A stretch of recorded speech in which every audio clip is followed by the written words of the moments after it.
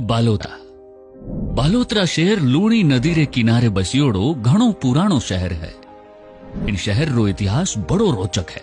इन शहर ने आपा जाननी चावा तो कई सदियां लारे जावण सू ओ पतो लागे कि ओ शहर इन सू पहला आज रे मुख्य शहर सू 3 कोस अळगो खेड़ नगरी नाम सू जाणीजतो, जको राठौड़ वंश रे राजा मारी एक समय माय राजधानी रह्यो हो।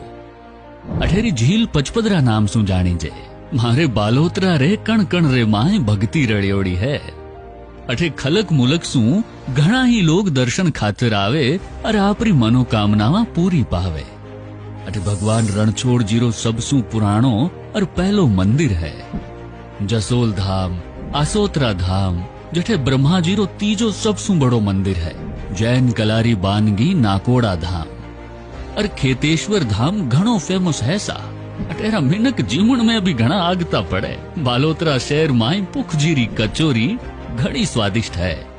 अठेरा समोसा, मोहनजीरी मिठाई और भोलेनाथ दुकान री नमकीन री तो बात ही निराली है। बालोतरा शहर कपड़े रे उत्पादन रो भी मोटो गढ़ है। 5000 सु बत्ता परिवार कपड़ो बनावण खातर अठे रेवे। बालोतरा रो प्रिंटेड कपड़ो आखे राजस्थान रे माय ओळखी जे।